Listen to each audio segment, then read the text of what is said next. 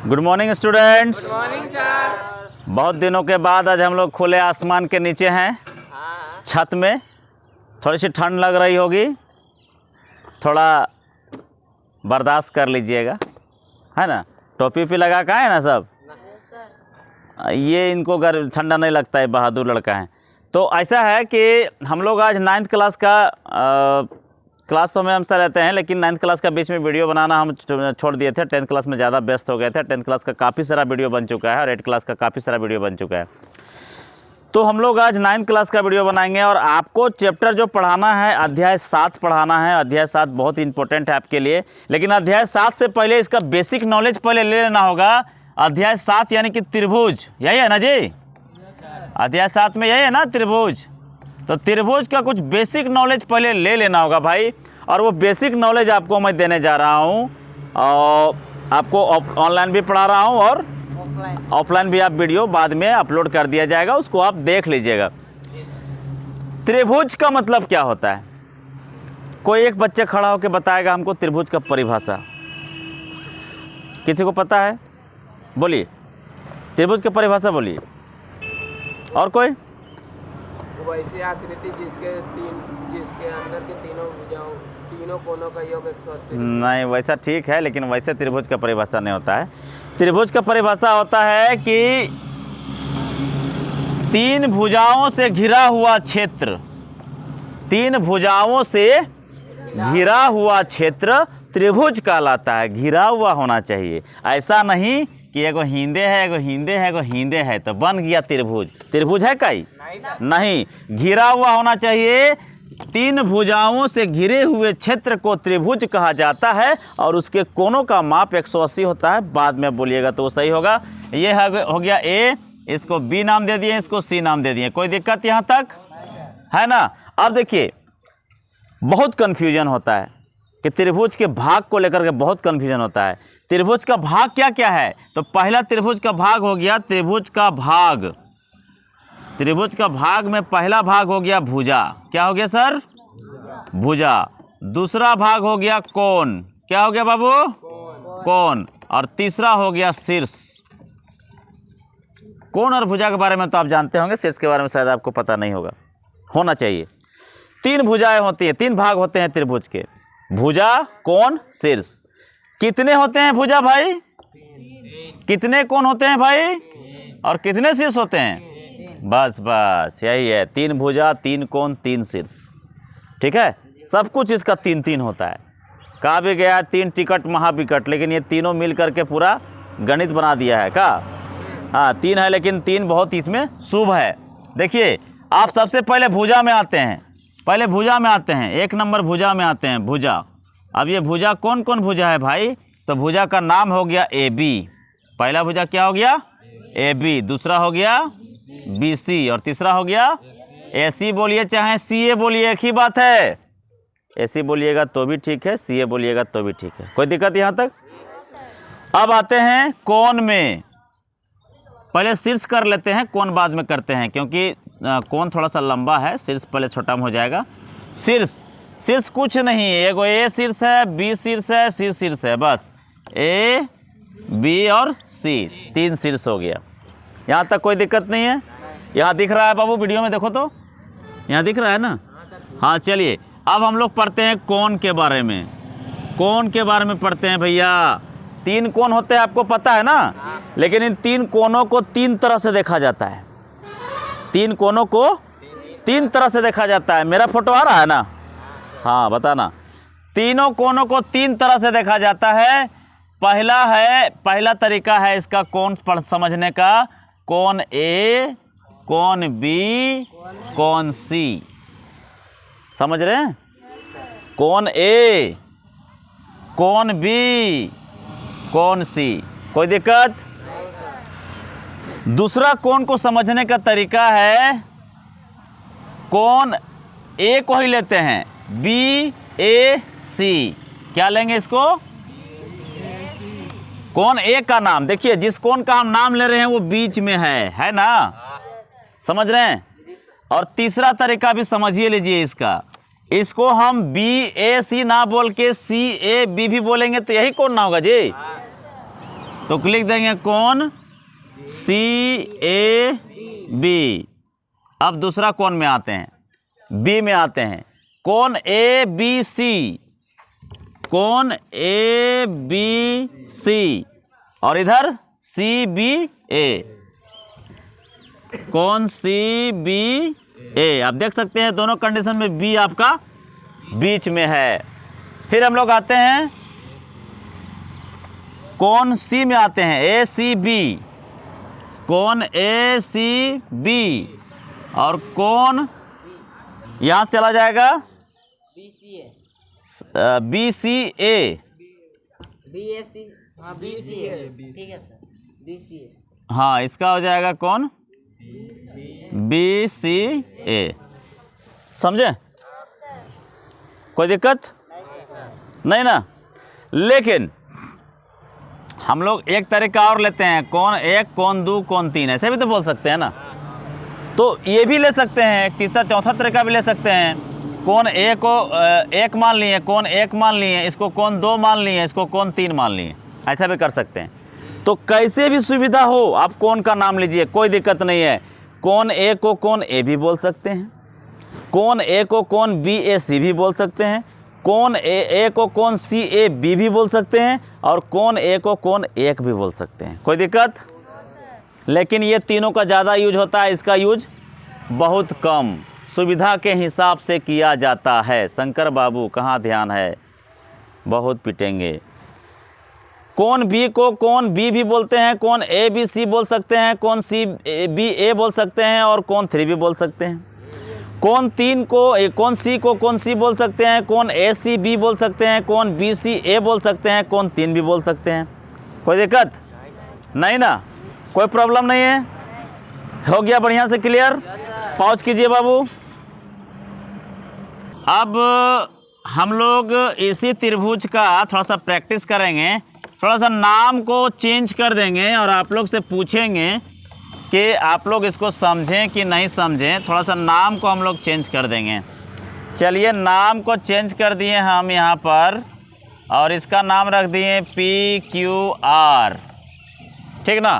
P Q R. अब हमको कौन पी का नाम, कोई एक स्टूडेंट बताइए खड़ा होके। पहला कौन कौन R P Q, very good, एक हो गया। कौन पी दूसरा हो गया, तीसरा बताइए।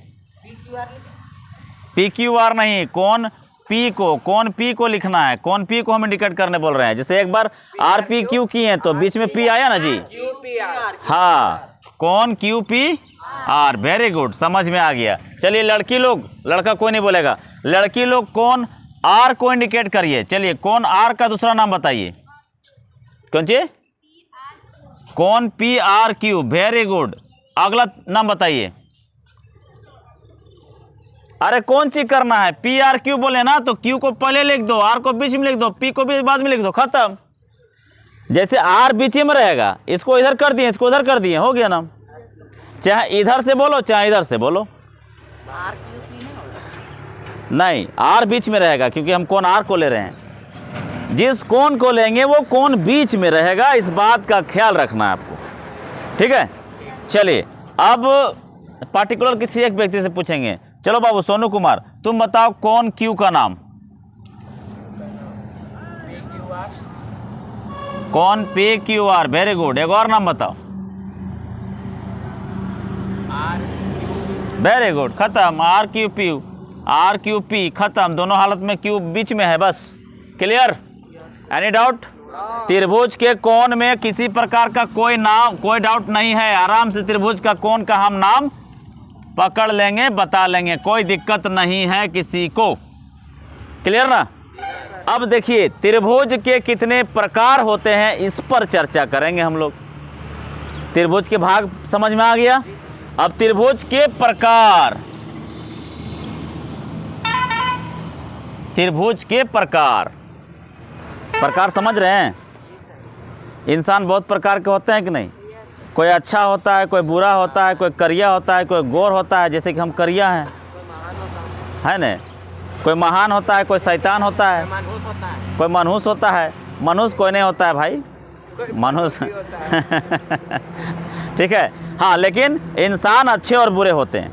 कुछ इंसान अच्छे होते हैं, कुछ इंसान बुरे होते हैं। ठीक है। तो उसी तरह देखो बाबू, ऐसा है कि वो कहावत भी कहा गया हमारे भारत के लिए, 100 में 80 बेईमान फिर भी मेरा देश महान, है ना।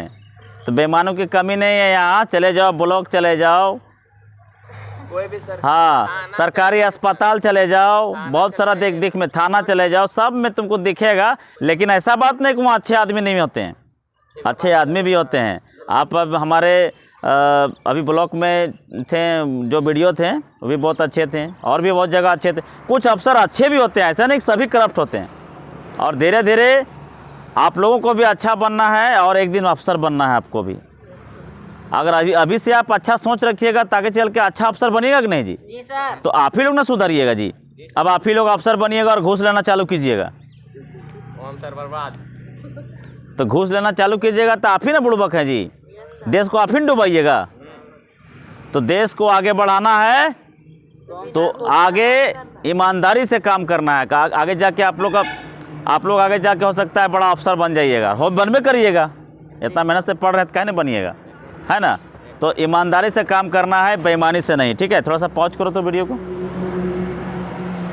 हाँ ओके सर। तो त्रिभुज के प्रकार में हम लोग आते हैं। त्रिभुज के प्रकार में आप देखिए 6 प्रकार का। जैसे मान के चलिए त्रिभुज है, ये त्रिभुज है। अब त्रिभुज जो है वो 2 प्रकार से इसको डिवाइड किया गया है। एक भुजा के आधार पे, भुजा के आधार पर, भुजा के आधार पर, और दूसरा कोण के आधार पर। 2 प्रकार से बांटा गया है। एक भुजा के आधार पर, दूसरा कोण के आधार पर। भुजा के आधार पर त्रिभुज के 3 भाग होते हैं। कितने होते हैं? 3 भाग। कौन कौन? तो पहला समबाहु त्रिभुज। त्रिभुज को हम इस तरह से इंडिकेट कर रहे हैं, त्रिभुज बना के। हाँ, दूसरा विषम बाहु त्रिभुज, और तीसरा समद्विबाहु त्रिभुज। कोण के आधार पर भी त्रिभुज के 3 भाग होते हैं। पहला समकोण त्रिभुज, दूसरा न्यून कोण, न्यून कोण त्रिभुज, और तीसरा अधिक कोण। अधिक कोण त्रिभुज। ठीक है, समझिए।